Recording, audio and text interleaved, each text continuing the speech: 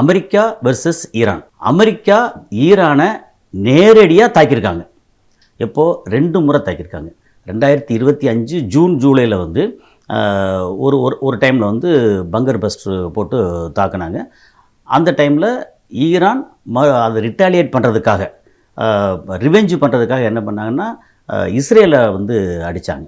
அப்போ ஒரு 12 நாள் போர் நடந்தது. இஸ்ரேல் வந்து பயங்கர பாதிப்பு அடைஞ்சது, ஈரானும் பெரிய பாதிப்பு அடைஞ்சது. ஓகே, அந்த டைமில் வந்து அவங்க தாக்குனது தெஹ்ரானோ வேறு மக்கள் வாழ்கிற எந்த பகுதியும் இல்லை. அவங்க தாக்குனது வந்து 3 முக்கியமான அணு யுரேனியம் என்ரிச்மெண்ட் இருக்கு இல்லையா, அந்த சைட்டு மட்டும். அந்த சைட்டு எடுத்தோம்னா, ஏன்னா அந்த சைட்டோட பேர் சொல்கிறது இப்போதைக்கும் அதுதான் முக்கியமான பேசுபொருளாக இருக்குது. அது இஸ்பஹான்னு ஒரு இடம், அதுக்கப்புறம் ஃபர்டோன்னு ஒரு இடம், நட்டான்ஸ்னு ஒரு இடம். இந்த 3 இடம் ஓகே. இது வந்து அந்த என்ரிச்மெண்ட்டுக்கான இடம்.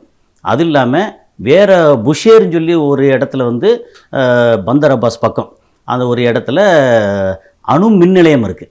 ஓகே, ஸோ இது அணு என்ரிச்மெண்ட் இடம், இது அணு மின் நிலையம். ஓகே, அணு மின் நிலையம் வந்து அந்த புஷேருங்கிறது ரஷ்யாவோட ஒத்துழைப்பில் அந்த டெக்னாலஜி, அந்த ஒத்துழைப்பு நடக்குது. நம்ம ஊரில் வந்து இப்போ கூடங்குளத்தில் வந்து ரஷ்யாவோட ஒத்துழைப்பு நடக்கிற மாதிரி அங்கே புஷேரில் அந்த மாதிரி இருக்குது. ஸோ இது 2025 நேரடியாக ஒரு யுத்தம் நடந்தது. பட் உடனே ஒரு 12 நாளில் போகிற போக்கை பார்த்து அமெரிக்கா வந்து சமாதானம் அப்படின்னு சொல்லி சமாதானப்படுத்தி பேச்சுவார்த்தை அப்படின்னு கொண்டு வந்து சேர்த்துட்டாங்க. ஓகே, ஸோ இது 2025 நடந்தது. 26ல் மறுபடியும் வந்து பிரச்சனை ஆரம்பித்தாங்க.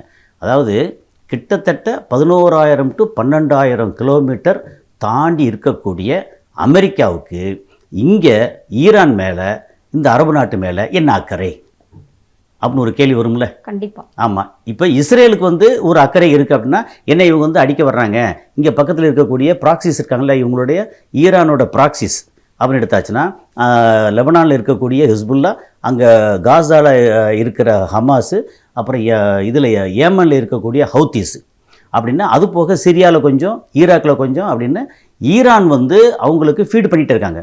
பணம் கொடுக்குறாங்க, ஆயுதம் கொடுக்குறாங்க, வேறு உதவிகள்லாம் நிறையா பண்ணுறாங்க. எதுக்காகனா இஸ்ரேலை வந்து அப்பப்போ அடிக்கிறதுக்காக, தாக்குறது வந்து தடுக்கிறதுக்காக பண்ணிகிட்ருக்காங்க. அப்போ இஸ்ரேலுக்கு வந்து ஈரான் மேலே ஒரு கோபம் இருக்குது, இது மாதிரி இருக்குது அப்படின்னா அதில் நியாயம் இருக்குது. ஏன்னா இஸ்ரேல் அந்த இடத்துல இருக்காங்க. ஆனால் எங்கேயோ 10,000 11,000 கிலோமீட்டர் தாண்டி இருக்கிற அமெரிக்காவுக்கு என்ன இது மேலே அக்கறை அப்படின்னா, இதோட நூல் பிடிச்சி அப்படியே போனோம்னா அமெரிக்காவுக்கு ஈரான் மேலே ஏன் இவ்வளோ கோபம் அப்படின்னா, அதோட ஆன்சர் ஒரே ஒரு வார்த்தையில் ஆன்சர் என்ன தெரியுமா? சைனா.